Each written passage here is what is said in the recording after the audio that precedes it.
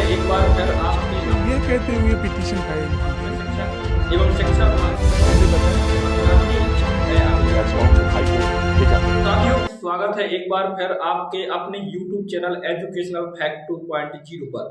साथियों, जैसा कि आपको पता है कि हम नित्य प्रतिदिन अतिथि शिक्षक, प्राथमिक शिक्षक, माध्यमिक शिक्षक एवं शिक्षा विभाग से जुड़ी तमाम नई अपडेट लाते रहते हैं। तो साथियों, उसी क्रम में आज हम चर्चा करने वाले हैं हमारे जो प्राथमिक शिक्षक अभ्यर्थी अभी हाल ही में रिजल्ट के दौरान नॉट सिलेक्टेड आए हैं, उनके लिए क्या खास है और 27% आरक्षण का मुद्दा 2019 से पेंडिंग है, इसका क्या मुद्दा रहा, किस प्रकार से इसका क्लैरिफिकेशन हुआ और जल्द ही आपको सौगातें मिलेगी जो नॉट सिलेक्टेड हैं, क्योंकि जो बाउंड्री पे खड़े हुए हैं उनका सिलेक्शन 100% होना है, चाहे वेटिंग क्लियर होने के बाद, चाहे आज से 6 माह बाद या 1 वर्ष बाद आपका सिलेक्शन होगा। क्योंकि बहुत सारे लोगों के अंदर डाउट है कि सर क्या जो हमारे में नॉट सिलेक्टेड लिखा है और बाद में भविष्य में यदि 27% आरक्षण का निर्णय हमारे पक्ष में आता है तो क्या हमारा सिलेक्शन होगा या उन पोस्टों को अगली भर्ती में विलीन कर दिया जाएगा। तो साथियों, एकदम बिल्कुल मैं डाउट क्लियर करना चाहूंगा और इसके बाद मैं आपको सुनवाऊंगा कि जो हाई कोर्ट और सुप्रीम कोर्ट के वकील हैं उनका क्या कहना है 27% आरक्षण को लेकर और कितनी जल्दी छत्तीसगढ़ की तरह आप लोगों को भी 27% आरक्षण का लाभ मिलने लगेगा, क्योंकि वो पेंडिंग रहा आएगा लेकिन सब्जेक्ट टू आउटकम के बेस पर आपकी भर्ती संचालित होने लगेंगी। तो देखिए, सबसे पहले आपको बता देना चाहते हैं हाई कोर्ट का नहीं, अब सुप्रीम कोर्ट का केस बन चुका है क्योंकि यहाँ से ट्रांसफर हो गया है। तो आपको बता देना चाहते हैं कि जैसे ही इसका निर्णय चुनाव के पहले आएगा और सरकार इसको क्लियर करेगी, वैसे ही आपको मध्य प्रदेश में 2019 से जितनी भी भर्तियां हुई हैं अभी तक 87% का रिजल्ट आता रहा है और आ रहा है और 13% पद आपके हर भर्ती के होल्ड कर लिए जाते हैं, तो उनका 87% भर्ती से कोई लेना देना नहीं है। जैसे ही वो क्लैरिफिकेशन होगा आपको पूरी भर्ती उसी भर्ती से आपकी काउंसलिंग की जाएगी, वो कायदा आपकी मेरिट बनेगी और आपका नंबर लगेगा। तो आइए साथियों, देर न करते हुए हम सुप्रीम कोर्ट के वकील का एक बयान सुनते हैं। कोर्ट ने जब इन याचिकाओं को हाई कोर्ट भेजा है, क्या कहकर भेजा और क्यों भेजा? मैं पहले बताना चाहता हूँ ये बैकग्राउंड कि पहले मध्य प्रदेश में सिर्फ 14% ओबीसी रिजर्वेशन प्रोवाइड था, जो वर्ष 2019 में इससे बढ़ा के 27% कर दिया, 13% बढ़ा दिया।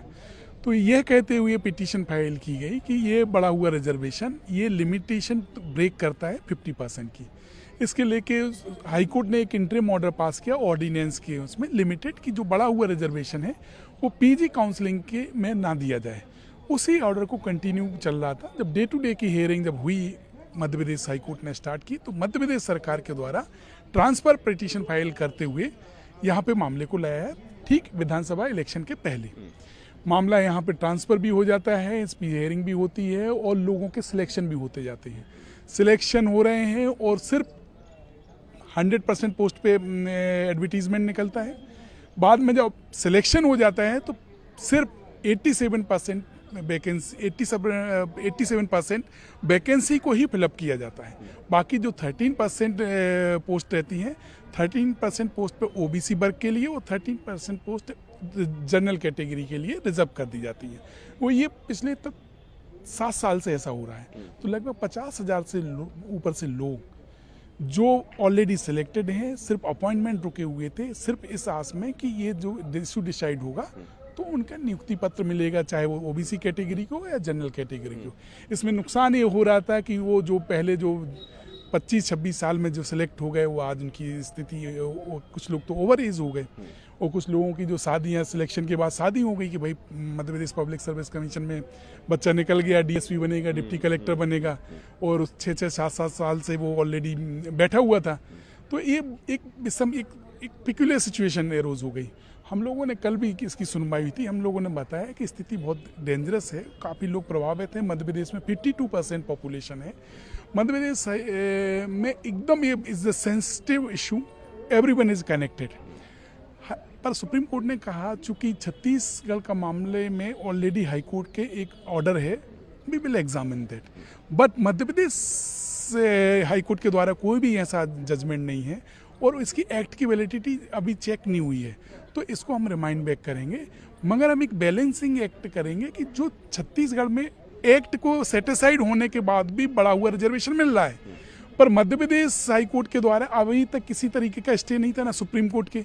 इवन दो मध्य प्रदेश सरकार की मिसकम्युनिकेशन या त्रुटि बस के नाम से इस तरीके की स्थिति बनी हुई थी, आज सुप्रीम कोर्ट ने उसे क्लैरिफाई किया है कि जो जस्टिस गवई साहब ने एक ऑर्डर पास किया था कि जो बढ़ा हुआ रिजर्वेशन अभी प्रोसीड किया जाए subject to outcome of the SLP.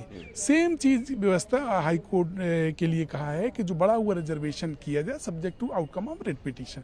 तो एक तरीके से एक बहुत बड़ी सहूलियत हुई है उनमें होल्ड अभ्यर्थियों के जिनके नियुक्ति पत्र अभी पेंडिंग थे, उनके लिए एक रास्ता सुलभ हुआ है। मगर सारे मैटर अब हाई कोर्ट डिसाइड करेगा और इसकी एक्ट की वैलिडिटी को लेके सुप्रीम कोर्ट ने कुछ भी कहने से मना किया कि we are not saying a single comment, ये सही है या गलत है।